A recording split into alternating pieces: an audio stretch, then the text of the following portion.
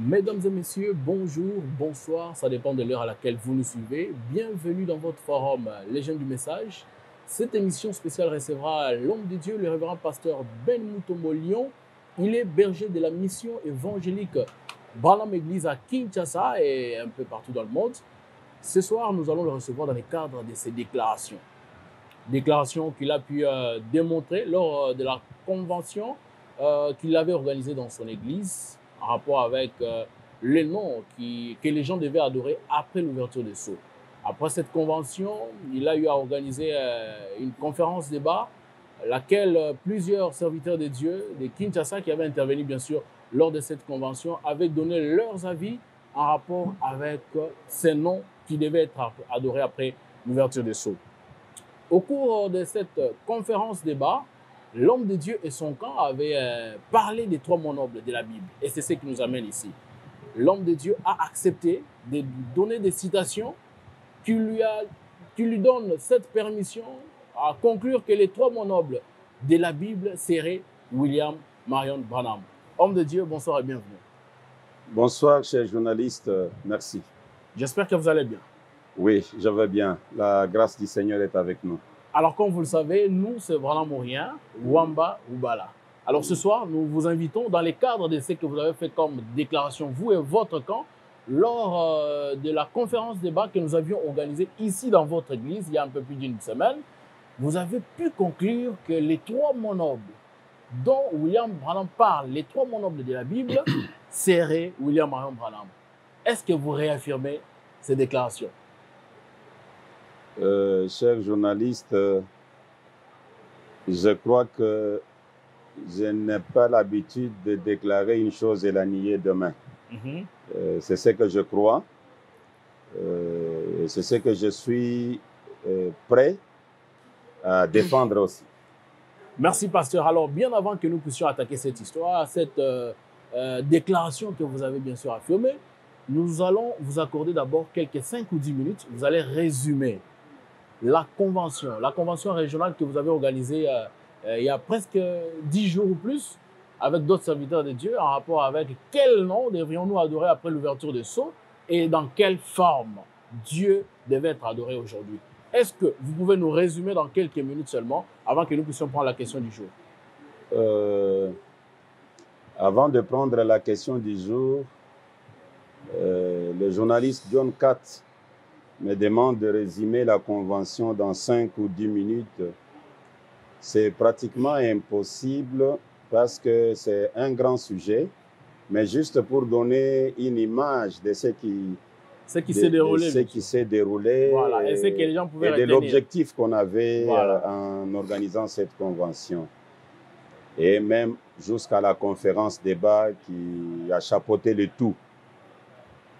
Brièvement, chers internautes, chers téléspectateurs, bien-aimés à travers le monde, d'abord, que Dieu vous bénisse et shalom. Je suis très heureux d'être encore sur le plateau des Jeunes du Message afin de répondre à toutes ces questions qu'ils ont. Et je crois que ce ne sont pas leurs questions, ce sont des questions qu'ils ont récoltées chez vous, les hommes de Dieu, les femmes, les sœurs, les frères à travers le monde. La convention qui a été organisée avait un sujet qui pouvait avoir la réponse en deux volets. Parce que la question de la convention était, après l'ouverture des sceaux, après la révélation de cet honneur, vous adorez Dieu dans quel nom? Vous adorez Dieu dans quelle forme? Qui adorez-vous? Brièvement. Ce qui veut parler de la forme actuelle de Dieu, parce que c'est le Dieu qui change de forme. Dans les jardins d'Éden, Adam connaît l'arbre de vie qu'il adorait. Arrivé chez Abraham, c'était un homme avec des poussières aux pieds. Moïse l'a adoré, voilé dans des pots de blaireaux. Il a vu le dos d'un homme dans le buisson ardent et beaucoup d'autres choses. Mais maintenant, aujourd'hui, après la révélation des sceaux, Pourquoi cette question est liée à la révélation du sceau? C'est à cause de cette déclaration du prophète Branham.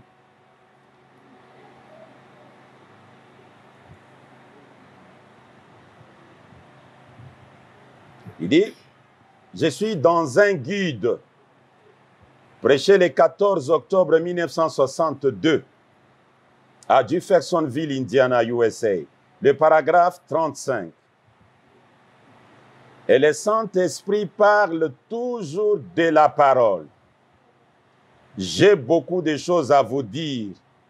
Vous ne pouvez pas les comprendre maintenant. Mais quand il sera venu, il vous guidera vers elle. Voilà pourquoi il y a eu le sceau. À la fin du 7e sceau, le mystère de Dieu s'accomplira. Savoir qui Dieu est, ce qu'il est, comment il vit, sa nature, son être à la fin du 7e sceau. Donc Dieu doit être dévoilé. C'est pourquoi nous avons des sermons. Branham a l'idée d'amener l'humanité à comprendre que nous vivons dans le temps du dévoilement de Dieu. Il a prêché Dieu dévoilé. Il ne s'est pas arrêté là-bas. Il a prêché le Dieu puissant dévoilé devant nous. Il a compris que les gens ne voyaient pas. Il dit la présence de Dieu non reconnue. Il va encore plus loin, il prêche le Dieu qui se cache et qui se révèle dans la simplicité. Il ne s'arrête pas là. Dieu est identifié par ses caractéristiques.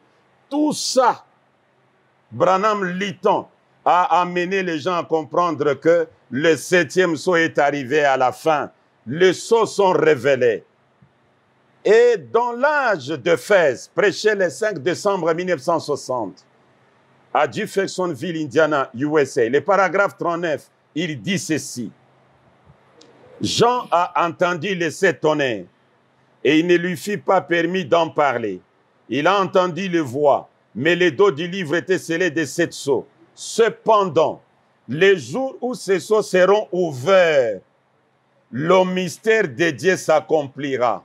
En d'autres termes, Dieu se fera connaître à son Église, non pas sous forme de 3 personnes, mais d'une seule personne. Le mystère de Dieu s'accomplira. Et lorsque cela sera complètement révélé, alors les 7 mystères s'ouvriront à l'Église, parce qu'alors, l'Église vivra sous l'inspiration du Saint-Esprit, se mouvant au milieu d'elle, montrant par ses signes qu'il est vivant et au milieu de nous. Et alors, nous adorerons le Christ vivant qui est au milieu de nous. Avec ces 2 citations seulement, d'abord, la question est posée. Les tonnerres sont révélés. Les sceaux sont révélés. Qui est Dieu? Vous adorez qui? À ne pas oublier que Jean avait entendu les 7 tonnerres. Même Daniel, il n'avait pas écrit. Alors lorsque vous nous présentez quelque chose qui a été déjà écrit et connu avant la révélation des sceaux, vous êtes à côté. Donc vous n'avez pas encore la réponse. Vous êtes en train de tâtonner encore dans les ténèbres. Écoutez par exemple cette déclaration.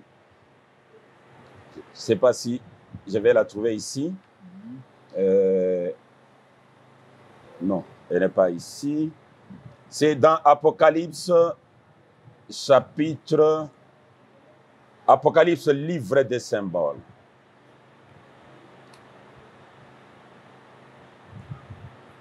Bon. Je peux la chercher directement dans même dans le message. Apocalypse, livre des symboles.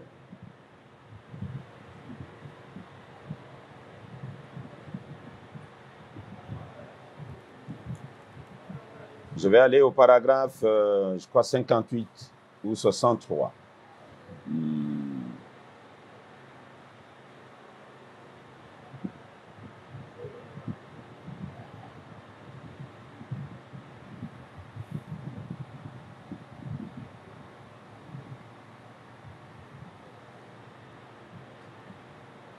OK.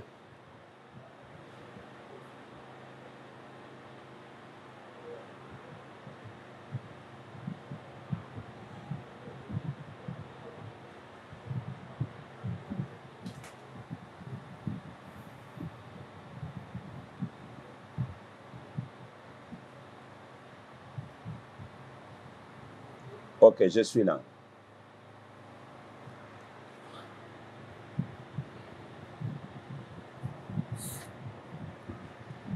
Apocalypse, livre des symboles. Paragraphes 65 et 66. Le prophète Branham dit ceci. Êtes-vous prêts? Entrons dans ceci pendant 5 prochaines minutes. Bon, nous entrons dans quoi? Je monte 64. Ainsi, rappelez-vous, l'ange avait parlé à Daniel. Daniel a entendu cette tonnerre. Ils firent entendre leur voix. Daniel s'est saisi de sa plume et commença à écrire. L'ange lui dit, ne l'écris pas. Amen. Êtes-vous prêts? Entrons dans ceci pendant les 5 prochaines minutes. Le voulez-vous écouter? Ne l'écris pas. Jean vit la même chose. Et cela avait déjà été écrit à l'extérieur de la Bible. Il y avait 7 sceaux sur le dos du livre et personne ne pouvait ouvrir ces sceaux. C'était ces voix. Voici la Bible écrite, laquelle est un mystère elle-même. Mais sur le dos de la Bible, les révélations étaient montrées à Daniel, disant qu'il y a cette voix qui devait se faire entendre, que personne ne pouvait ouvrir et personne ne savait ce que c'était. Mais la Bible dit, et ce fut dit à Daniel et aussi à Jean, que dans les derniers jours, c'est cette voix serait connue par la véritable, la vraie Église. Les saisissez-vous? Pouvez-vous voir comment les faux et la contrefaçon font de leur mieux pour tenir éloignés les grands hommes des endroits comme ceux-là? Donc, les tonnerres, les sceaux, ces choses que Daniel n'avait pas écrites, que Jean n'avait pas écrites, devraient être connues dans les derniers jours par la vraie et la véritable Église. Et maintenant que nous nous déclarons tous véritable Église, la vraie Église, c'est que les tonnerres, nous les connaissons.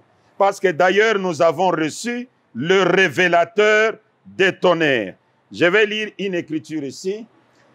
Si dans 5 minutes, on peut passer ces chapitres. D'accord, il n'y a pas de problème. Parce que vous m'avez demandé de rafraîchir la mémoire de Jean. Exactement. Je n'ai pas voulu prendre l'angle du nom parce que je sais que la question que vous êtes venu touche les noms. Je pars d'abord en globalité comme cela. Je suis dans Exposé des âges. La page 319 et 320. Dernier paragraphe sur la page 319. Or, ce messager de Malachie 4 et d'Apocalypse 10, 7 va faire des choses. Premièrement, selon Malachie 4, il ramènera le cœur des enfants au Père. Deuxièmement, il révélera le mystère de cette tonnerre d'Apocalypse 10, qui sont les révélations contenues dans les 7 sceaux. Ce seront ces vérités mystères divinement révélées qui ramèneront littéralement les cœurs des enfants au Père de la Pentecôte. Exactement. Ayant reçu les prophètes de Malachie 4, Branham, et d'Apocalypse 10, 7, Branham, il a des choses à faire. Ramener le cœur des enfants, révéler les tonnerres. Quand les tonnerres sont révélés, nous devons connaître la forme de Dieu que Pierre ne connaissait pas, que Paul ne connaissait pas, que Daniel et tout ce monde-là, parce que ce n'est pas écrit dans la Bible. Et cette forme, même Pasteur Barouti vous dira que Dieu dans la chair humaine aujourd'hui, c'est William Marion Branham. Mais ne l'adorez pas. Donc c'est pour vous dire que la forme est connue. C'est un homme chauve en cravate. C'est un homme en costume tournant le dos, discernant le pensée. C'est la forme qui ressort de cette tonnerre. Et c'est une révélation éternelle. Mais Pasteur Ben, cette forme était connue aussi avant l'ouverture de Sceaux. Tout comme le nom Branham était connu avant l'ouverture de Sceaux en 63. C'est une question que nous avons posée autrefois. Mais comment vous revenez sur quelque chose qui était aussi connu avant? Branham était connu avant, la forme était connue avant. Je pense que ce jour-là, vous ne m'aviez pas bien saisi. J'aimerais qu'on m'amène le relire 26 et le relire le 117 rapidement pour que je donne la réponse à cela. Je parle, je vais confirmer avec ce que je dis. C'est une question qui est revenue. Les gens se demandent si Branham était connu, le nom Branham était connu qu'après 63, alors que c'est le nom que faut... Également 71. C'est le nom que portait la famille Branham. Non. Voyez. Je voudrais répondre ceci. Alors, les gens considèrent la révélation de Sceaux quand Branham les proclame au Branham Tabernacle. Mais sans être contredit par n'importe quel prédicateur du message. Quand on demande qu'est-ce que les Sceaux nous ont révélé, on commence à énumérer les choses. On énumère là-dedans la sémence du serpent. Sémence du serpent prêchée en 58, avant 63. Donc la révélation du Sceaux ne les liait pas à 63. C'est vrai qu'à 63, c'était la démonstration publique. Mais c'était connu avant. Mais la révélation du Sceaux, Branham lui-même est le 7e Sceau. Son atterrissage sur la terre. Le 6 avril 1909. Mais c'est le 7e Sceau qui a atterri.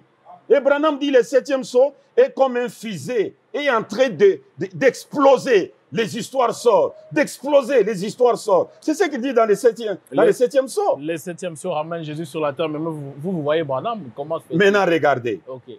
Le jour de la naissance de William Branham, il y a le retour de la colonne de feu. Dans le mystère que Branham vient révéler, il y a le mystère du retour de la colonne de feu. Et Branham commence à parler dans le... Écoutez comment il parle ici. Frères de sang, vous qui nous suivez en direct du Forum Les Gens du Message, nous rappelons que nous recevons le pasteur Ben Moutomolion. Il est au berger de la mission évangélique Branham Église.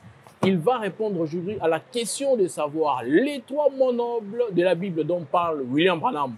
C'est qui ou c'est quoi? Il va démontrer avec le message à l'appui celle qu'il croit. Alors, Révérend, vous avez la parole. Écoutez comment il dit. Il parle de la colonne de feu.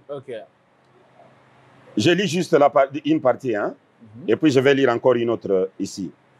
Paragraphe 107, question-réponse du 23 août 1963, le soir. Paragraphe 107. Cette colonne de feu est le logos qui est sorti de Dieu, le logos lequel en fait est l'attribut de la plénitude de Dieu. Lorsque Dieu prit une forme lui permettant d'être vie. C'est ça la colonne de feu. Et maintenant, écoutez comment il dit au paragraphe 114. Maintenant, nous disons ceci avec révérence, amour et respect. Voyez-vous, comme Jésus-Christ est le même hier, aujourd'hui éternellement, et aussi que dans les derniers jours, ce qui arriva avant Lot, ou dit-on de Lot, à Sodome, arrivera de même le jour où le Fils de l'homme se révélera à nouveau, se faisant ainsi connaître. Or, dans ces derniers jours, le logos qui était sur Jésus, c'est Jésus qui est venu de la colonne de feu et y est retourné, est descendu sur terre pour... Pendant que les gens attendaient la seconde venue, Jésus était rentré dans la colonne de feu. Mais cette colonne de feu descend le 6 avril à 5 heures du matin. Jésus est resté au ciel et on l'attend, il viendra. Écoutez. Il dit, est descendu sur la terre pour, j'allais dire quelque chose, mais je surveille la bande. Il est du haut de la chair, mais il surveille la bande là où on enregistre là-bas. J'allais dire quelque chose, mais je surveille la bande. Il ne croirait pas cela si vous leur disiez. Cela reviendrait absolument au même. Les gens ne les croiraient pas. C'est pourquoi je ne vais pas les dire. Hein? Il est donc descendu pour... il est donc descendu. Pas il est donc descendu. Il est donc descendu. Donc là, William Branham est tellement clair. Alors j'avais dit que Branham lui-même, écoutez ce qu'il dit. Je suis dans l'exposé et dans le... Messieurs, nous voudrions voir... Messieurs, est-ce le signe du temps de la fin? Hein? Ou Messieurs Slayer. Et là, ça il parle de quoi? Branham met un saut? Quelque chose comme ça. Écoutez par exemple, vous-même, suivez bien. Il dit, vous vous souvenez, lorsque cela a été dit, les anges dans les âges de l'Église. Or, ceci va s'imbriquer parfaitement avec ces sceaux dont nous allons venir parler. Les 7 sceaux dont nous allons essayer de parler, lorsque nous reviendrons cette fois, sont les sceaux écrits. Et ces 7 sceaux, comme vous le savez, sont simplement la manifestation des 7 anges de 7 églises. Je ne sais pas si vous avez compris. Oui, c'est compris. Les sceaux, premier sceau, manifestation d'un ange. Deuxième sceau, manifestation d'un ange. Troisième sceau, manifestation d'un ange. Et 7e sceau, manifestation d'un ange. Qui est William Branham pour vous? Mais pas pour moi. C'est le 7e, non? William Branham ne s'est jamais identifié au 7e ange. Non, William Branham nous a pointé sur la montagne des 107. Il a dit Paul était là. Alors Paul, c'était lui le 7e messager? Et le 7e, il n'est pas manifestement déterminé dans le message du pasteur Ben. Alors là, nous... Que Branham, je suis le 7e ange. C'est vous qui l'avez identifié au 7e ange. Branham est le 7e ange. C'est comment vous le trouvez, vous, pasteur? Mais nous venons de le lire ici. Le 7e ange a 2 missions. Il l'identifie à Malachie 4. Il dit, il est le messager de Malachie 4. C'est Branham, non? Alors, c'est le pasteur Ben qui conclut par rapport à sa mission. Non, on va le dire ainsi. Non, je ne conclus pas. Avec les jeunes du message, c'est déclaré et lire. Et lire directement. Je lis. Et là, vous allez lire que non, le 7e ange, c'est moi, Branham. Attends, je vais les lire, vous allez comprendre. Je suis dans le 6 bits de l'instruction de Gabriel à Daniel. Écoutez comment Branham s'identifie. Parce que je venais de lire ici, il a dit que l'ange de Malachie 4 et d'Apocalypse 10, c'est celui qui va révéler les sceaux. Et qui va révéler les tonnerres. Maintenant, Branham commence à s'identifier clairement. Je suis dans instruction de Gabriel à Daniel. Paragraphe 150 jusqu'au paragraphe 151. Israël qui retourne dans sa patrie. Israël, permettez-moi juste de dire ceci pendant que je pense que ce n'est plus enregistré. Permettez-moi de dire ceci. À l'heure même où Israël est devenu une nation, la raison pour laquelle j'ai toujours crié, je l'ai dit devant mon auditoire ici, qu'il y avait quelque chose, que j'allais avoir un rôle à jouer avant de mourir pour ramener Israël au Seigneur, c'est qu'à l'heure même d'après la charte panaméricaine, où Israël a été déclaré une nation, pour la première fois, depuis qu'ils avaient été dispersés, il y a 2000 ans, qu'ils n'étaient plus un peuple, c'est exactement à cette heure-là, précisément à cette heure, que l'ange du Seigneur m'a rencontré là-bas et qu'il m'a envoyé vers, avec l'évangile, exactement en même temps, le 7 mai 1946. Maintenant, suivez. Et aussi, une autre chose qui me fait savoir ça, c'est qu'il ramène le cœur des enfants au Père et le cœur des pères aux enfants. Le message, remarquez, Malachie 4. Comme Malachie 4 dit ça, moi, Branham, je crois que c'est moi. Ça, c'est clair. Étant messager de Malachie 4, c'est lui qui révèle les tonnerres. Or, c'est lui qui révèle les tonnerres était dans les tonnerres. C'est lui qui révèle les sceaux était dans le sceau. Je peux les lire encore? Oui, vous pouvez les lire. La dernière citation, alors nous allons passer à la question principale de ce jour. Mais je n'ai même pas... Oui, c'était un résumé. Je crois que pour ceux qui n'ont pas suivi l'homme de Dieu, allez chercher sur notre chaîne YouTube et page Facebook. Vous verrez la conférence débat qui a été organisée par la mission évangélique Branham Église. Nous avons pu parler de beaucoup de choses là-dedans et vous aurez plus de détails.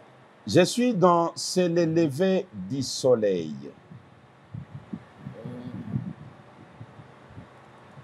Dans C'est le lever du soleil, le paragraphe 308. Je lis juste des citations, hein, et puis on peut évoluer comme vous allez pour le souhaiter. Moi, je suis là. Même après cette émission, je suis encore là.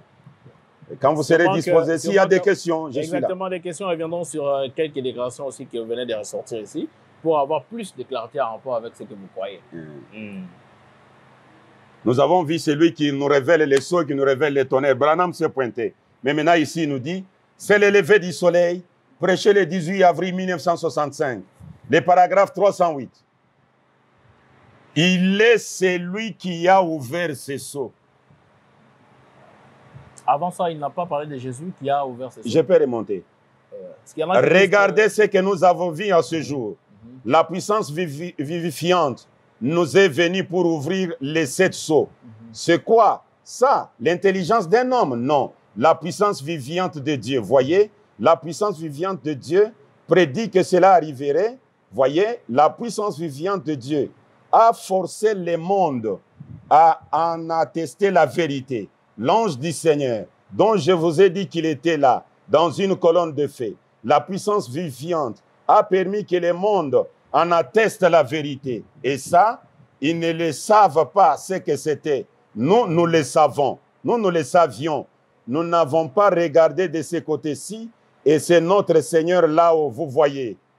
Il est celui qui a ouvert ce sceau. Il est ce sceau. Car la parole entière de Dieu, c'est Christ. Et les sceaux qui ont été ouverts, c'est Christ. D'ouvrir les sceaux, qu'est-ce que c'est alors? De révéler Christ.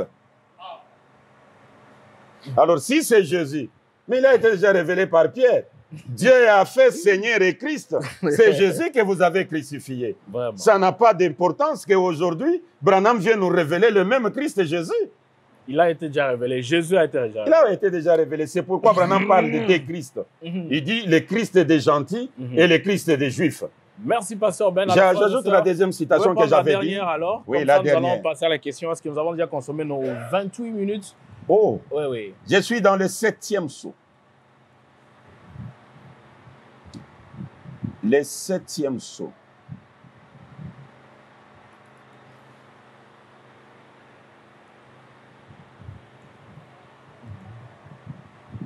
Je suis au paragraphe 406 et 407. Je lis juste ça et je peux vous donner l'occasion d'évoluer avec d'autres choses. C'est juste pour harmoniser avec tout ce que je venais de déclarer ici. C'est ça. Et vous vous souvenez, c'est à l'intérieur de la pyramide que se trouvait le mystérieux roc blanc qui n'avait rien d'écrit dessus. Et les anges m'ont fait entrer dans la pyramide qu'eux-mêmes formaient. Le mystère des dieux qui ne sont connus qu'à eux.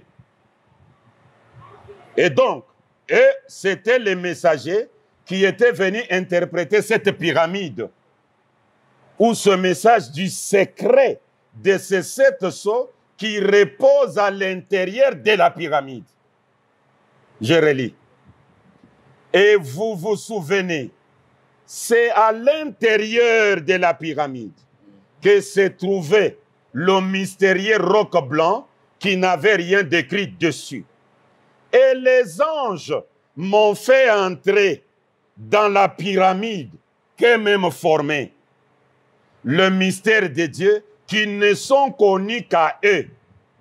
Et donc, eux, c'étaient les messagers qui étaient venus interpréter cette pyramide, où ce message du secret de ces 7 sceaux qui reposent à l'intérieur de la pyramide, là où les anges l'avaient introduit. Ouais. C'est là où se trouvait le secret de 7 sceaux.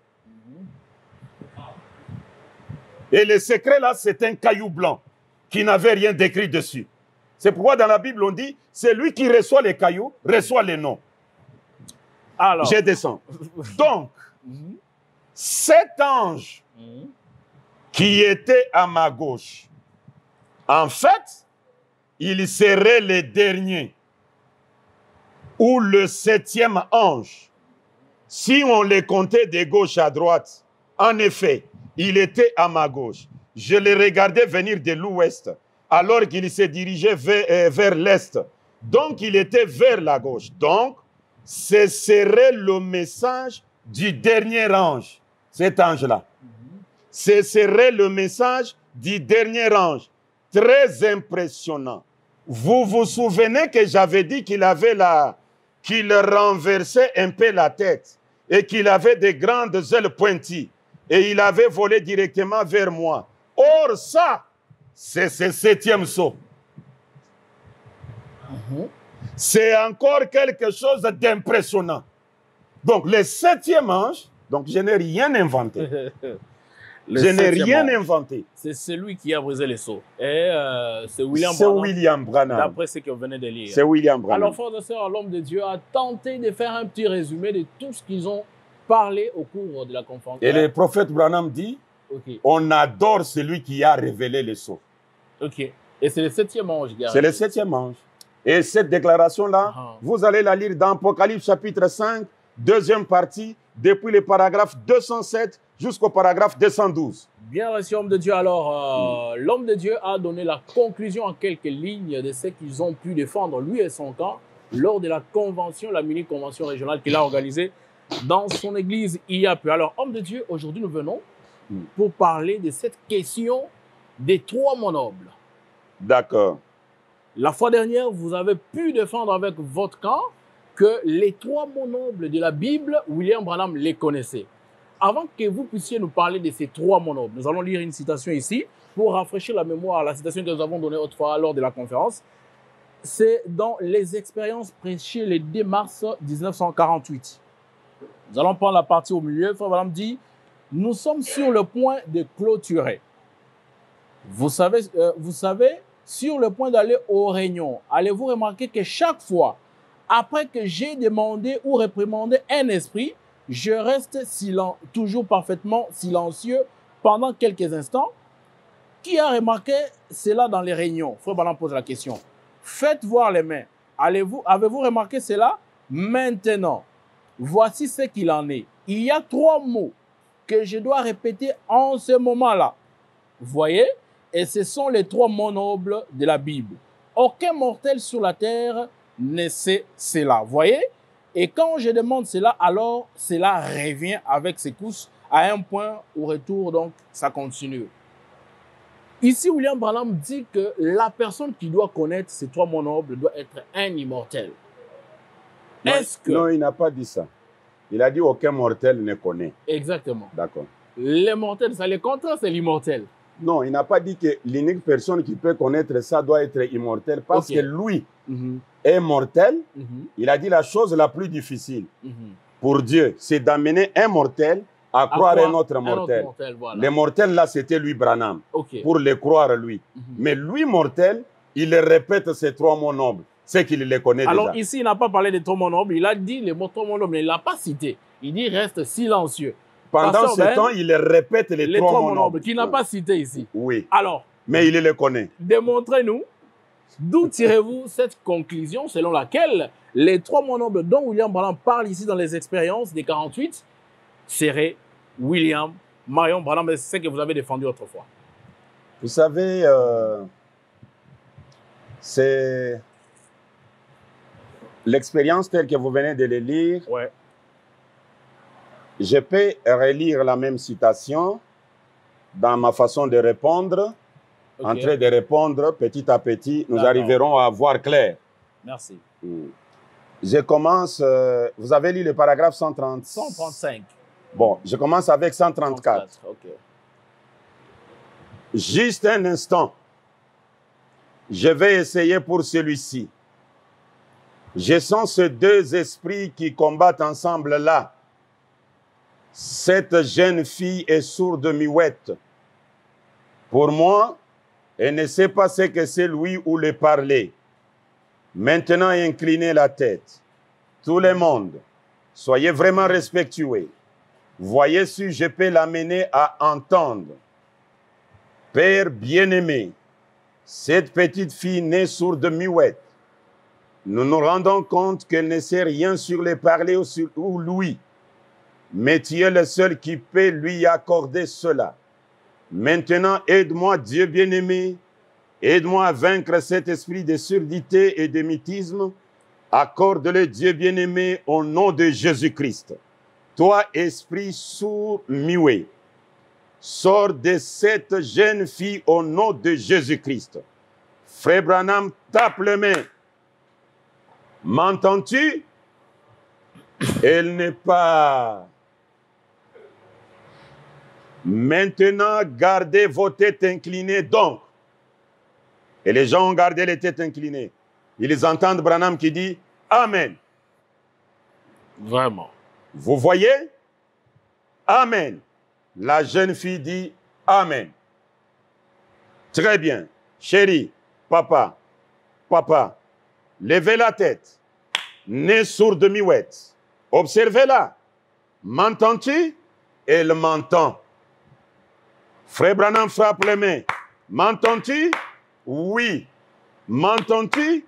Une jolie petite fille. Amen. Amen. Si vous lisez ça dans le banc sans l'explication de Branham, vous passez. Il donne maintenant l'explication. 135. Maintenant, peux-tu voir cela?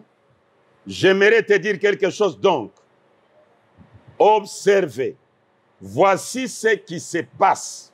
Voyez-vous, sœur, j'aimerais savoir si vous tous, vous avez remarqué cela. Donc, il y avait quelque chose qui s'était passé. Branham veut savoir si nous tous, nous avons remarqué.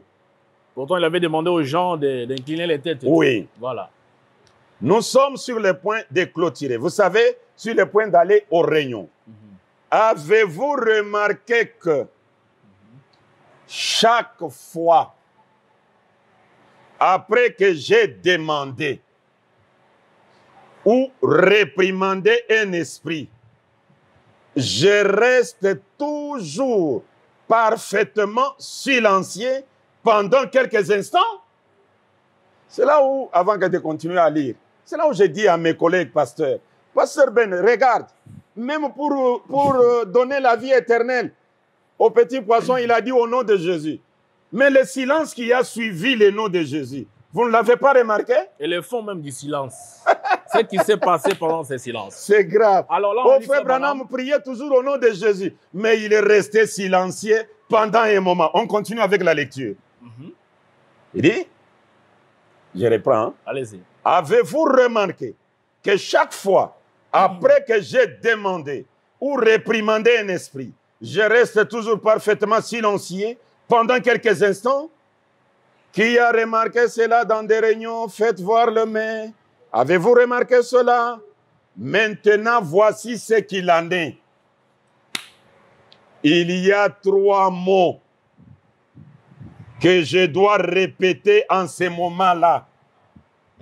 Donc, déplacez d'abord le nom de Jésus. Oui, oui. Au nom de Jésus. Ça n'a pas marché. Ça n'a pas marché. Alors, ça a échoué. Lamentablement. Maintenant, le secours vient du 3 mots noble. Donc, il reste silencieux. Et il commence, il dit, maintenant, voici ce qu'il en est. Il y a 3 mots que je dois répéter en ce moment-là. Voyez? Et ce sont les 3 mots nobles de la Bible. Aucun mortel sur terre ne sait cela. Voyez? Et quand je demande cela, et alors, cela revient avec secousse à un point au retour de cet esprit-là, alors guéri. C'est la raison pour laquelle vous m'entendez dire cela. Voyez, c'est ce qui se passe. 136. Maintenant, j'ai fait cela afin que vous ne m'interrogiez pas à ce sujet en venant dans les lignes. Lui interrogeant en rapport avec son silence, c'est ça? Même en rapport... Toi, tu as dit que le nom de Jésus, Dieu ne répond pas, mais tu pries au nom de Jésus. Ne m'interrogez pas. Ah, c'est vrai. Parce qu'après le nom de Jésus, il y a les trois mots nobles. Mais je les prononce d'une manière silencieuse. Là, on lit, frères et sœurs, vous suivez le pasteur Ben qui est en train de répondre à la question des bases aujourd'hui. Les trois mots nobles. Et frère, il donne les explications des frères Branham. Il a prié au nom de Jésus, ça n'a pas marché. Il a utilisé enfin les trois mots nobles dans les silences. Écoutez et nous allons continuer comme ça jusqu'à la fin. Maintenant, je fais cela afin que vous ne m'interrogez pas en venant, donc que vous ne m'interrogez pas à ce sujet en venant dans la ligne. Cela est donc vrai. Maintenant, je sais que vous avez remarqué plusieurs fois, quand je demande, je réprimande, je me tiens tranquille pendant quelques instants. Et je répète, ces trois mots que l'ange du Seigneur m'avait dit de répéter. Alors, si je sens que cela revient, alors je sais que c'est accompli. Donc, ces trois mots-là, c'est comme si ça a un retour. Lorsqu'il les répète... Et c'est l'ange qui lui avait donné. C'est l'ange qui lui avait donné. C'est là, c'est l'issue de sortie. Alors, on va y arriver. Mais nous ne sommes pas encore arrivés. Exactement. On va arriver à ce que les trois mots nobles lui a été donné par l'ange. L'ange du Seigneur. Mais avant d'arriver là-bas, le mot, c'est l'homme Branham. Parce que dans le débat ici, un pasteur a dit, bon, on a dit trois mots nobles, on n'a pas dit trois noms. Voilà. On a dit trois mots nobles. Mais c'est l'homme Branham. C'est quoi le mot? C'est quoi? Je suis encore une fois prêché le 4 août 1963. Je lis les paragraphes 75. Vous pouvez descendre, mais je lis juste ça. Suivez attentivement. Qu'avons-nous eu aujourd'hui, pentecôtistes, trop de Ricky? Ces mots Elvis et Ricky, vous n'en avez jamais entendu ça? Vous n'avez jamais entendu ça à d'autres époques.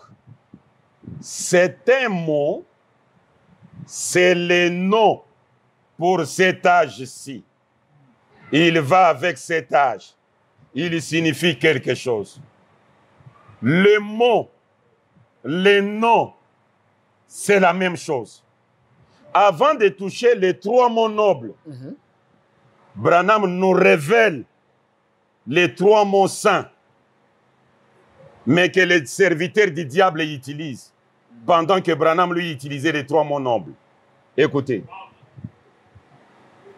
Je suis dans celui qui est en vous et plus grand que celui qui est dans le monde. Je lis, c'est prêché le 10 novembre 1963. Je lis depuis le paragraphe 203. C'est arrivé en Allemagne, quand cette quinzaine de sorciers guérisseurs qui se trouvaient de chaque côté de moi dire, parce que Billy et frère Argabite ne voulaient pas les laisser me voir, l'un d'eux dit alors, eh bien, nous ferons en sorte que cette tente s'envole.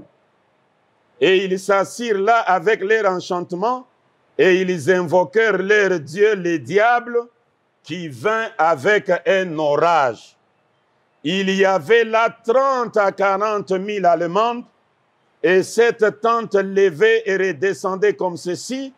Puis ils prirent des ciseaux, coupèrent des plumes et les taillèrent en pointe comme cela. Ils étaient assis là, pratiquant tout leur enchantement et prononçant les trois mots saints. Ils disaient, le Père, le Fils, le Saint-Esprit. Le Père, le Fils, le Saint-Esprit. Ah, les trois mots saints. Or, ces trois mots saints ont été donnés par Jésus. Je reprends encore. Je reprends cette citation. C'est grave. Je reprends juste la dernière partie là qui m'a fait rire. Ils étaient assis là, pratiquant tout leur enchantement et prononçant les trois mots saints. Ils disaient, le Père, le Fils, le Saint-Esprit, ou le Père, le Fils, le Saint-Esprit. Ah! Il faisait ainsi et l'orage vint effectivement. Assurément, il est le prince de la puissance de l'air, Satan.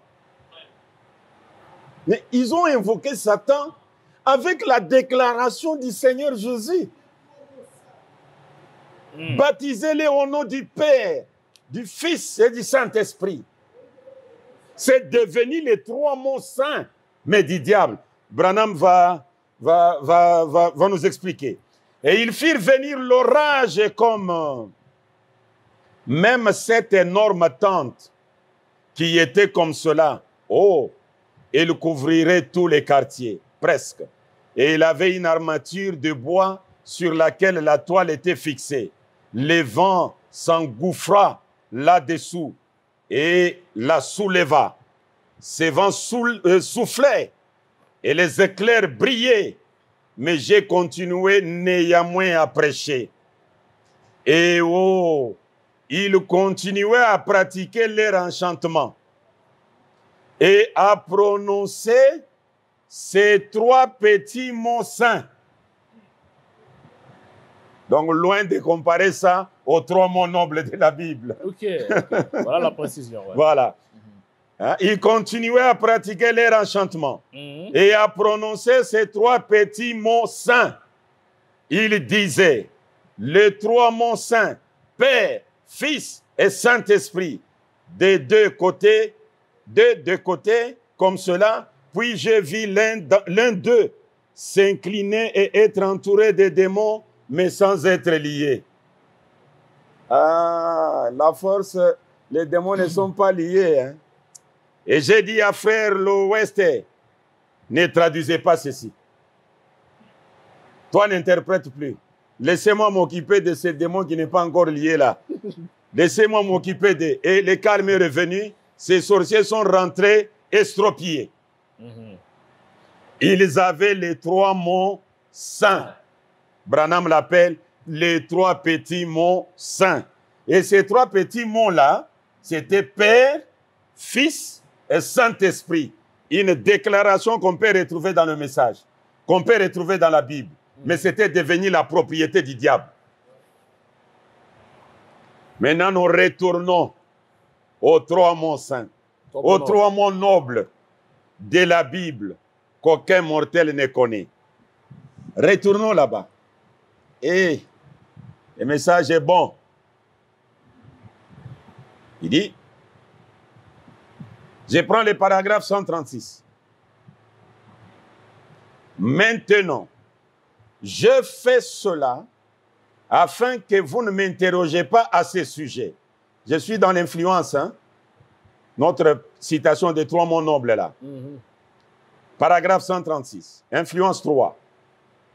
Maintenant, je fais cela afin que vous ne m'interrogiez pas à ce sujet en venant dans la ligne. Cela est donc vrai. Maintenant, je sais que vous avez remarqué plusieurs fois. Quand je demande, je réprimande, je me tiens tranquille pendant quelques instants. Et je répète ces trois mots que l'ange du Seigneur m'avait dit de répéter. Là, mes chers frères et sœurs, sans aller par quatre chemins, la prière que Branham fait au nom du Seigneur Jésus-Christ, il nous révèle qu'après cette prière, il reste silencieux pendant quelques instants Et dans ces instants-là, il répète les 3 mots nobles, les 3 mots qui lui a été donnés par l'ange du Seigneur. Mais ce n'est pas pour tous les cas, pasteur. Ça, c'est pour les seuls cas où il a répété et ça n'a pas marché. Les autres cas, il prie au nom de Jésus et puis les démons quittaient et ils sortaient des gens. Écoutez, paragraphe 135 que vous aviez lu là, la dernière partie là. Avez-vous remarqué que chaque fois, après que j'ai demandé ou réprimandé un esprit, je reste toujours parfaitement silencieux pendant quelques instants. Chaque fois. Je vais enlever quelle fois? Donc, on ne peut pas contourner le pasteur. C'est chaque fois. Donc, pasteur, vous voulez dire que c'était à chaque fois que William Branham priait au nom de Jésus qu'il avait un temps de silence pour relancer avec les 3 mots. Écoutez ce que lui-même dit. Il dit, je suis dans le paragraphe 135. Je lis la partie en bas là. Il dit, avez-vous remarqué que chaque fois, après que j'ai demandé ou réprimandé un esprit, je reste toujours parfaitement silencieux pendant quelques instants. Qui a remarqué cela dans des réunions? Faites voir la main. Chaque fois. C'est ainsi que lorsque j'écoute un serviteur de Dieu, il me dit, non, pasteur Ben, j'ai une citation ici. Après le saut, frère Branham a prié au nom de Jésus. Mais il dit chaque fois, quand il prie, au nom de Jésus. Au nom de Jésus, il reste silencieux. Et pendant ce silence, il dit, qui a remarqué cela dans des réunions? Faites voir le main. Avez-vous remarqué cela? Maintenant, voici ce qu'il en est. Il y a 3 mots que je dois répéter en ce moment-là. Voyez? Et ce sont les 3 mots nobles de la Bible. Aucun mortel sur terre ne sait cela. Maintenant, s'il était arrêté là-bas, c'était grave. Lui allait s'en sortir parce que quand on l'a vu dans la vision par la sœur Stéphie, il a dit c'était l'immortel Élie. Il allait s'en sortir avec cette qualité-là. Mais il vient ici, il nous dit, 136. Maintenant, je fais cela afin que vous ne m'interrogez pas à ce sujet en venant dans la ligne. Cela est donc vrai. Maintenant, je sais que vous avez remarqué plusieurs fois, quand je demande, je réprimande, je me tiens tranquille pendant quelques instants et je répète ces 3 mots que l'ange du Seigneur m'avait dit de répéter. Alors, si je sens que cela revient, alors je sais que c'est accompli. Donc, ces 3 mots lui ont été donnés par l'ange du Seigneur.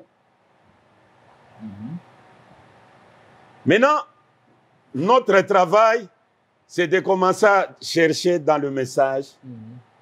Est-ce que l'ange aurait donné à Branham un jour quelque chose, 3 mots nobles ou 3 noms?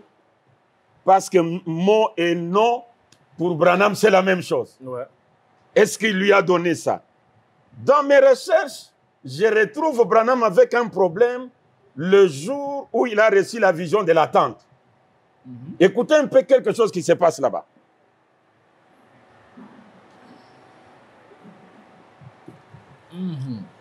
Je suis dans Être conduit. C'est prêché le 19 février 1956. L'événement est long.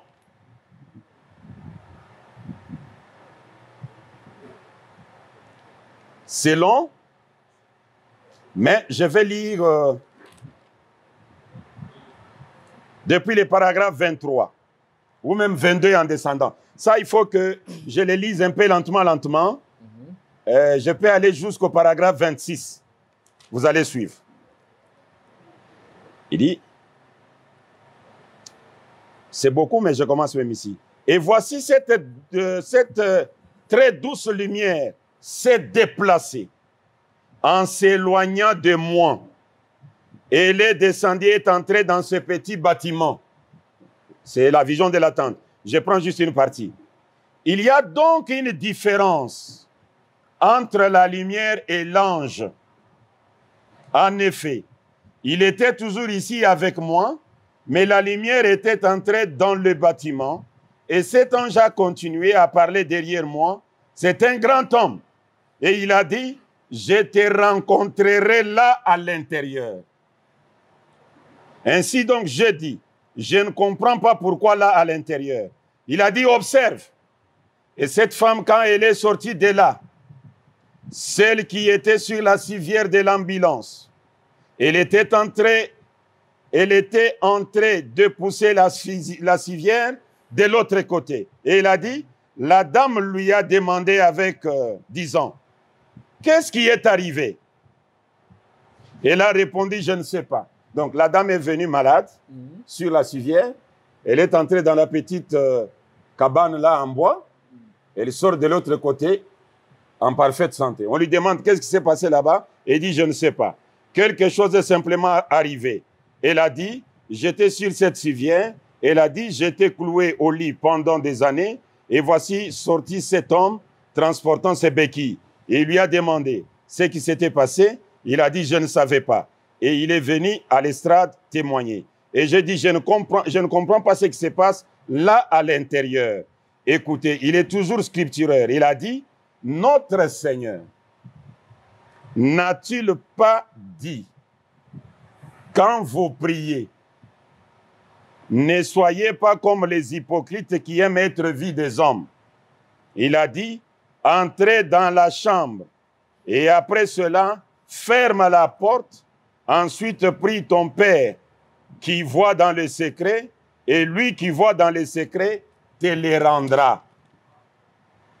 Et il a dit, c'est l'ange qui parle, te souviens-tu de ce nom-là que tu cherchais en ce temps-là, que tu avais rêvé? Branham avait même rêvé ça. Et j'ai répondu oui. Il a dit, je te rencontrerai là à l'intérieur. Et cette fois-ci, ça ne sera pas une démonstration publique. Et la vision m'a quitté. Maintenant, nous sommes à la fin de fixer une tente. Et là, à l'intérieur, donc, je serai à mesure de tenir une ligne. Bon, je descends. Paragraphe 26, puis je quitte ici. Mais, il n'y aura pas de fin à la ligne de prière. Il continuera des heures et des heures. Et observez ce que notre Seigneur est sur le point d'accomplir. Eh bien, la chose qui se passe là à l'intérieur, quand il a annoncé cela, maintenant souvenez-vous, la Bible est ici ouverte. Je l'ai fait pareillement. Premièrement, pendant que j'ai la main sur mon cœur, un être humain dans ce monde ne le saura jamais. J'ai fait parade de l'autre, mais Dieu étant mon secours. La raison pour laquelle j'ai entendu jusqu'à ce soir, c'est la première fois que j'ai dit ceci en public. J'ai entendu jusqu'à ce soir pour le dire. Dieu étant mon secours, aucun être humain ne connaîtra ceci jusqu'à ce que la mort me libère pour aller à la maison et être avec Dieu. Je ne ferai jamais une démonstration publique de ceci. C'est trop sacré pour être publié de façon dont j'ai fait l'autre fois. Mais il donne le délai. Aucun être humain ne le saura jusqu'à ce que je quitte le monde. La mort me libère. Jusqu'à ce que la mort me libère. Et maintenant, nous sommes au-delà de la mort. Nous sommes au-delà de ce que la mort me libère. Nous revenons toujours dans le message. Vous savez, avant de lire maintenant la citation que je vais lire, je lis d'abord celle-ci. Bien-aimés frères et sœurs, vous qui nous suivez en direct, nous rappelons que nous recevons le missionnaire africain, le pasteur Ben Mutombo. il est en train de répondre à votre question que vous avez envoyée en rapport avec les trois monobles. Alors, écoutez minutieusement toutes les citations que l'homme de Dieu est en train de lire. On ne jette pas des perles au pourceau. Si vous n'êtes pas concerné, n'écoutez pas ce qu'on est en train de lire. Parce que si vous êtes croyant du message, vous devez croire obligatoirement à ce que William Branham a dit. Amen. Donc, voilà un peu, merci. Les enfants dans les déserts. Prêché le 23 novembre 1947. J'ai lu les paragraphes 46. Ça, prenez-les avec tous les sérieux possibles. Avant que j'attaque les noms que l'ange a donnés à Branham. 46. Écoutez mes amis, c'est difficile de dire cela. C'est difficile pour les gens de voir cela. Mais il devrait y avoir quelqu'un. Que Dieu accorde qu'un jour, je puisse avoir quelqu'un. Il m'enverra quelqu'un qui parlera pour moi. Et je n'aurai pas à faire cela. En effet, on dirait qu'on se jette des fleurs. Si moi-même, Branham, je parle, mais Branham se jette des fleurs. Vraiment. Mais il dit, un jour, Dieu m'enverra quelqu'un qui parlera pour moi. Et quelqu'un m'a posé la question, c'est quelqu'un-là, c'est toi? J'ai dit, c'est toi si toi tu parles de Branham. Et c'est moi si je parle de Branham. Mais toutes les églises du message parlent de Branham. Maintenant, je commence aussi à parler de lui. De lui. Voilà. Allez, ça, c'est la version d'après les missionnaires africains. Je suis maintenant debout dans la brèche, ou se tenir dans la brèche. John, suivez bien. C'est long, mais je vais lire même 7 paragraphes seulement. Mais les lecteurs commençaient depuis 141 jusqu'à 158. Se tenir dans la brèche. Voilà les noms que l'ange du Seigneur a donné à Branham. Je les lis, je lance un défi. Si toi, tu as un autre nom ou un autre mot noble donné à Branham, venez relever. Dites, l'ange a donné ça. Mais moi, je lis. C'est prêché le 23 juin 1963. Okay. Eh bien, paragraphe 141. Comme Billy et moi, nous nous étions mis en route. Voyez-vous, nous nous sommes mis en route. Billy s'est endormi de nouveau. Et cela m'a dit, je vais te donner un signe éternel. J'ai dit, Seigneur, j'ai entendu un petit peu et rien n'est arrivé. J'ai dit, quel est ce signe éternel, Seigneur? Puis j'ai entendu quelques minutes et juste à ce moment-là, j'ai jeté un coup d'œil pour voir Billy. Il dormait. Donc quand on a donné ces noms, ces signes éternels, ces 3 mots nobles, Billy Paul dormait. Et vous prenez la lettre, vous écrivez, Billy Paul, dis-moi un peu, le vrai nom, c'est quel nom? Je ne comprends rien là. J'ai dit, Seigneur, il dit, j'ai jeté un coup d'œil pour voir Billy. Il dormait. Et il a dit encore, je vais te donner un signe éternel. Il a dit, regarde à l'ouest de l'endroit où tu te trouves. J'ai tourné la tête comme ceci, dans la camionnette, pour regarder. J'ai ralenti, vous savez. Et oh là là, l'Esprit du Seigneur, j'ai eu envie de crier et de hurler. J'ai regardé et je n'ai vu qu'une montagne avec des sommets blancs dessus. J'ai dit, je ne sais pas. Je ne vois aucun signe éternel là-dedans. Il a dit, ton nom est inscrit partout là. Les noms de Branham.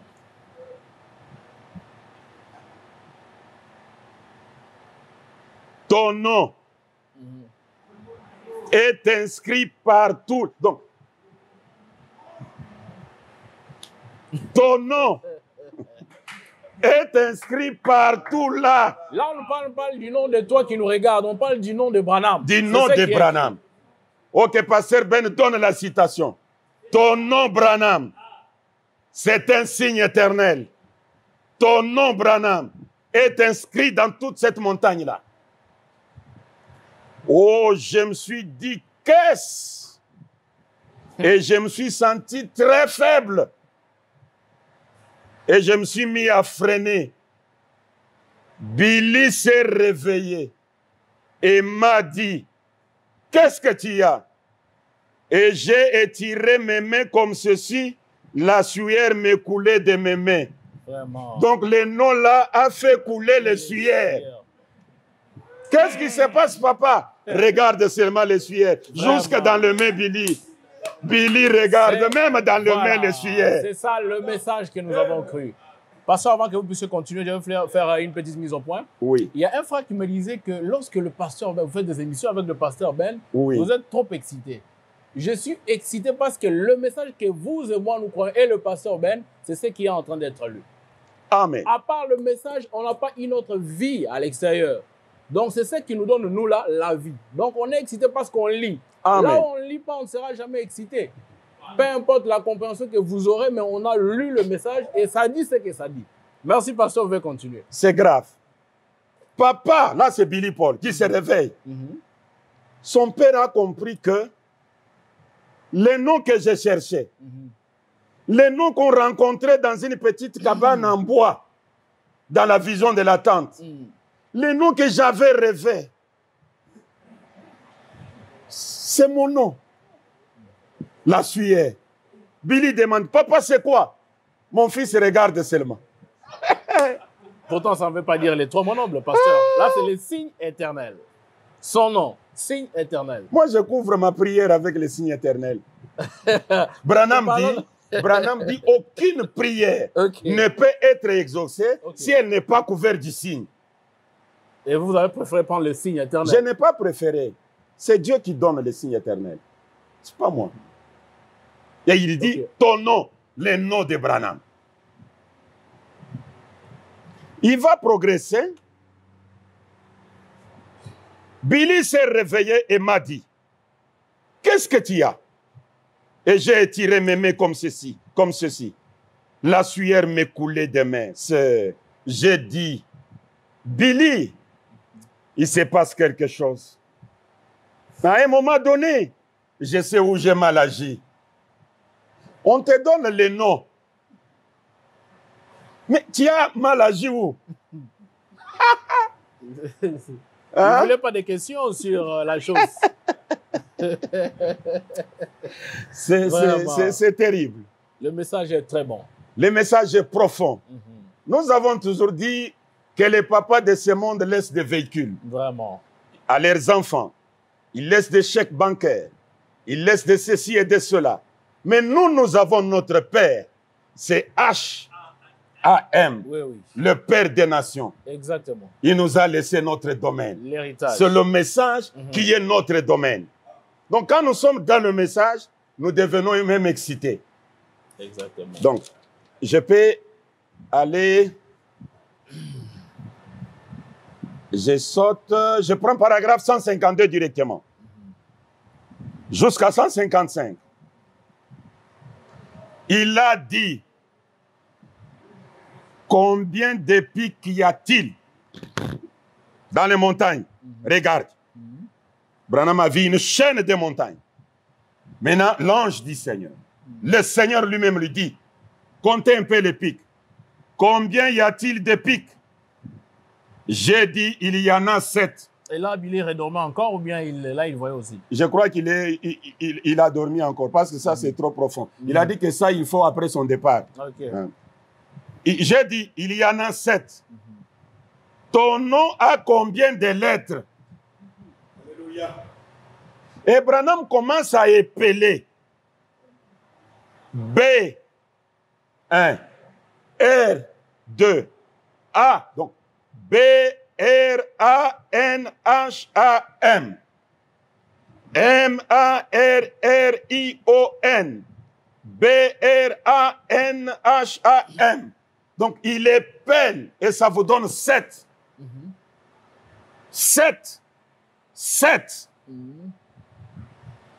Et il dit, il y avait là 3 pics remarquables. Donc, 3 pics remarquables. Donc, il y a Mineni. Il a dit, ces 3 pics sont le premier, le deuxième et le troisième pôle. Donc, les 3 pôles, c'est le nom de Branham. Premier pôle, deuxième pôle et troisième pôle, vous les retrouvez dans les noms de Branham. C'est grave. Écoutez. Le premier était la première phase de ton ministère, la petite colline.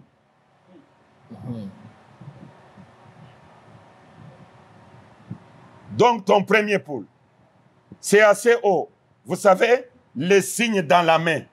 Donc, quand on dit signe dans la main, premier pôle, William, c'est la même chose. Et on peut imiter ça.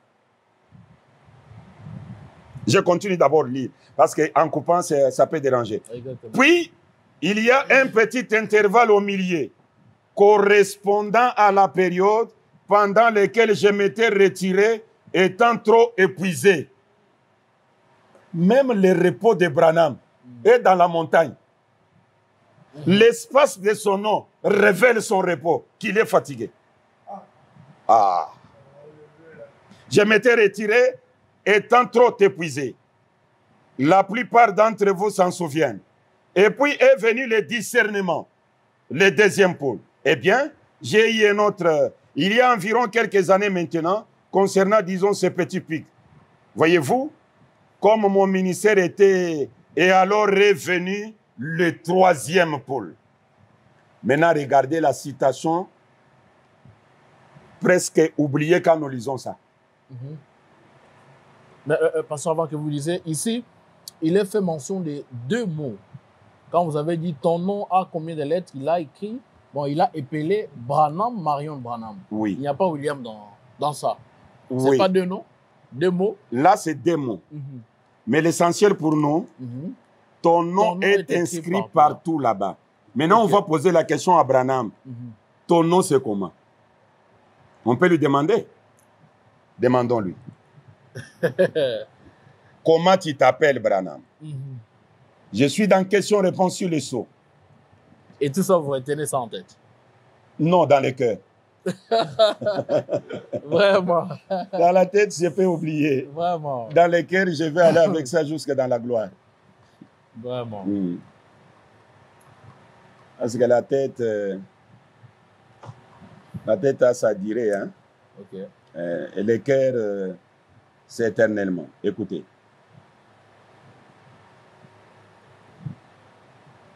Paragraphe 181. Il y a beaucoup de Branham.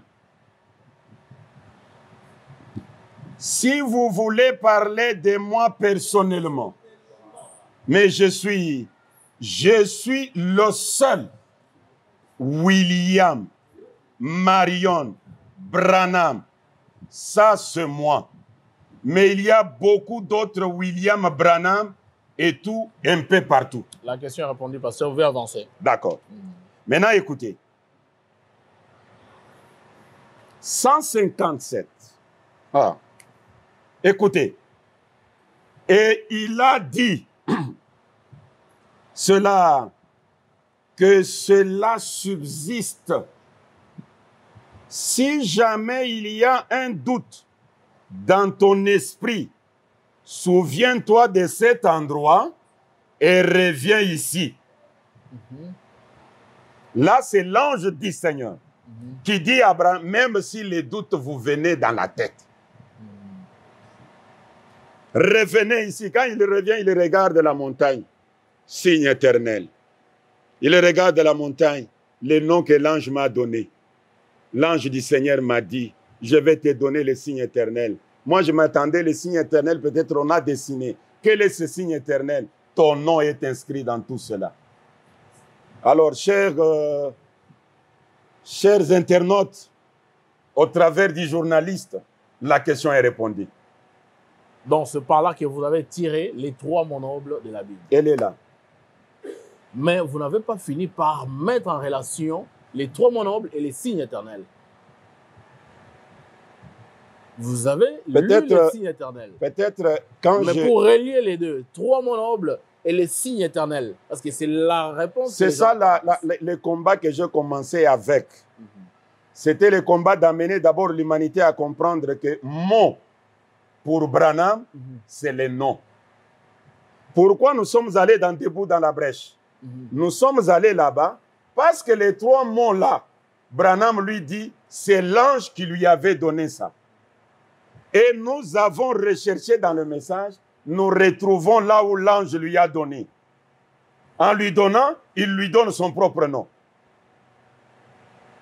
C'est là que j'avais lancé le défi avant de lire, que s'il y a un pasteur qui connaît les 3 mots autres que ça, mais donnés par l'ange, il peut donner. Mais si Branham s'est tué jusqu'à ce qu'il parte, parce qu'il a dit qu'il ne pourra pas parler de ça. Heureusement, il ne s'est pas tué. Il nous a donné la conversation entre lui et l'ange du Seigneur. Alors, et maintenant, nous sommes là, nous avons ramassé la chose. Frères et sœurs, vous qui nous avez suivis, je crois que l'homme de Dieu a essayé de donner un peu en détail ce qu'il n'avait pas pu donner autrefois. Il a donné la réponse à la question que vous avez posée.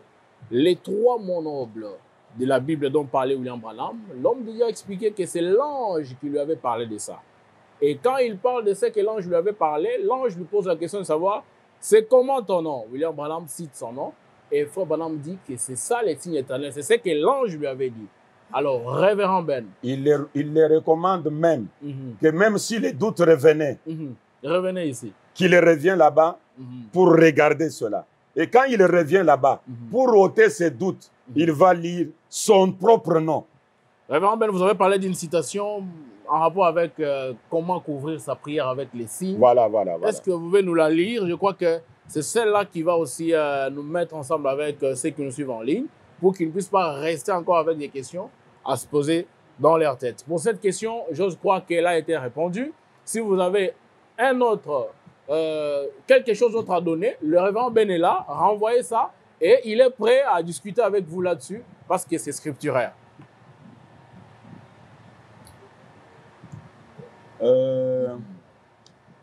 Le signe. Signe. Couvrir la prière avec un signe. Oui. Paragraphe 132. Les signes prêchés le 8 mars 1964. Le paragraphe 132. Alors, quand nous prions, nous devons pouvoir présenter les signes avec nos prières. Maintenant, ne manquez surtout pas, quand vous priez, vous devez avoir les signes pour couvrir votre prière. Si vous n'en êtes pas là, priez jusqu'à ce que les signes viennent, car vous n'avez pas la promesse d'être exaucé. Sans le signe, il n'y a pas d'exaucement. Pas d'exaucement. Alors, Pasteur Ben, c'est compris, la citation est lue. Il y a une autre question qui nous vient. Il y a un frère qui nous a écrit, qui disait, mais vous avez tendance à beaucoup conclure. À chaque fois que vous lisez, vous faites aussi vos propres conclusions. Est-ce que vous avez une citation qui vous permet, qui vous donne le droit de faire des conclusions personnelles après avoir lu William Branham? Oui, le 43 et 47, s'il vous plaît. Le prophète Branham l'a dit dans beaucoup de messages, mais je vais donner dans les âmes qui sont maintenant en prison. Okay. Le Seigneur dit, lisez entre les lignes, lisez et tirez vos propres conclusions, quelque chose dans ce sens-là. Mais avant d'en arriver là-bas, pendant qu'on amène la brochure, je lis quelque chose ici. Dieu dévoilé.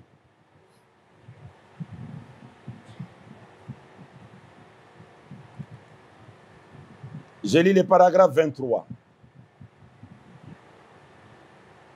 Je peux lire 22.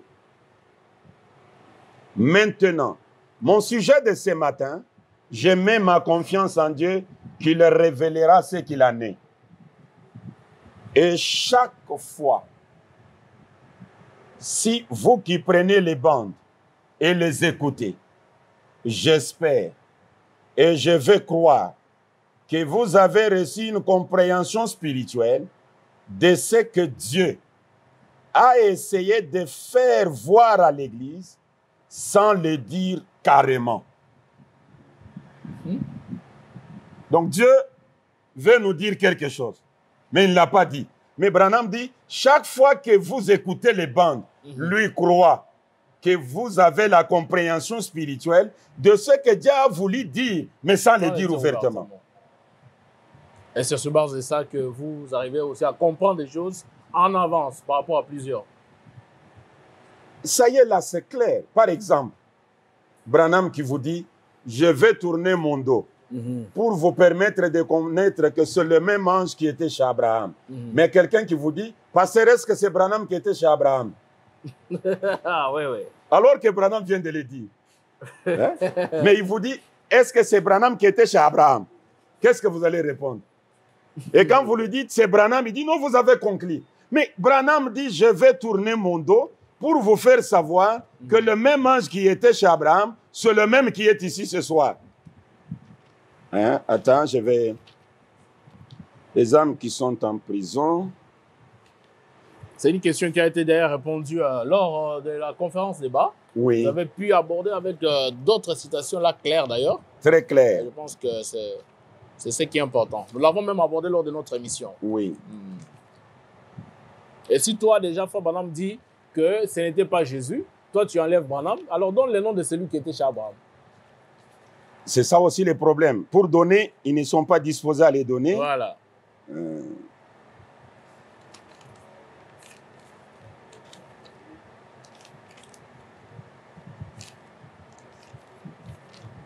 Bon, je crois que...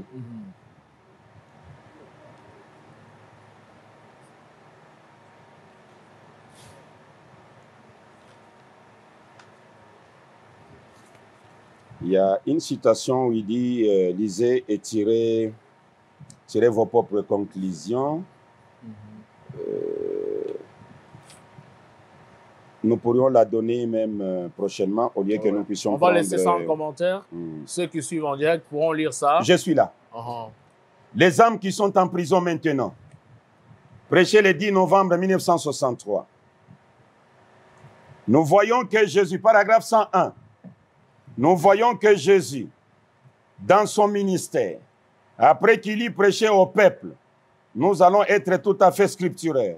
Après qu'il ait achevé son ministère et que ce ministère y était rejeté par le peuple, lisez entre les lignes et tirez vos propres conclusions. Rappelez-vous ce que je vous ai dit au commencement. Après qu'il ait prêché, il vint comme celui qui avait été promis. Maintenant, quand il est en train de parler du ministère de Jésus ici, écoutez ce qu'il veut qu'on puisse tirer nos propres conclusions. Il le dit ici. Paragraphe 114. De même que le Père l'envoya prêcher aux vivants qui avaient l'espérance, puis porter le même message à ceux qui étaient sans espérance, il semble convenable que cela doive être fait pareillement de nos jours. Car l'Esprit de Christ qui vit en nous ne change pas la manière de Christ ni le système de Dieu. Il doit être le même dans chaque génération. Il doit être le même. Il a dit, comme le Père m'a envoyé, moi aussi je vous envoie. Le ministère doit être le même. J'envoie quelques-uns qui notent des versets. Jean 14, 12. Celui qui croit en moi fera aussi les œuvres que je fais. Branham commence. Les œuvres, prêcher aux perdus, guérir les malades, puis prêcher à ceux-là même, il est impossible d'être sauvé. L'œuvre continue comme d'habitude. Puis-je le dire ainsi? Le ministère de Jésus-Christ est réincarné dans son Église en ces derniers jours. C'est ce que beaucoup d'entre nous croyons. je les crois avec vous, je les crois. Si je ne les croyais pas, je ferai quelque chose d'autre avec ces choses, parce qu'après tout, c'est moi que cela concerne. Merci, Pasteur Ben. Je crois que vous avez donné toutes les réponses aux questions que nous vous avons posées ce soir. Alors, nous accordons peut-être un mot de la fin pour que vous puissiez peut-être donner vos contacts pour permettre à ceux qui nous suivent d'entrer en contact avec vous pour approfondir cette matière. Merci beaucoup, cher journaliste John Cat.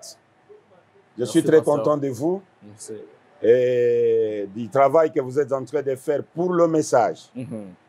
C'est un travail louable et que nous respectons beaucoup. Que Dieu bénisse le précieux John Cat, qu'il bénisse le précieux Cédric Lukusa ainsi que toute l'équipe. Que Dieu vous bénisse. Et à vous, les internautes, les téléspectateurs, les auditeurs, nous vous aimons. Peu importe là où vous êtes, nous vous aimons. Et nous sommes disposés à vous supporter, à supporter n'importe qui dans sa façon de voir. Et dans notre manière de voir, ne nous condamnez pas si vite. Ayez le temps de vérifier les Écritures que nous donnons. Et nous sommes aussi disposés à répondre à vos questions. Voici nos contacts. Comme on nous a demandé de les donner, nous les donnons. Je donne 2 numéros. Ces 2 numéros, il y a WhatsApp là-dedans. Vous pouvez me contacter par le numéro Vodacom, tout comme par le numéro RTL. Les Vodacom, c'est plus 243 81 82 90 184. 81 82 90 184. Et le numéro RTL, c'est plus 243. C'est 97. Non. Je vais le dire à la manière des Belges. 99 70 19 394. Voilà, les 2 numéros.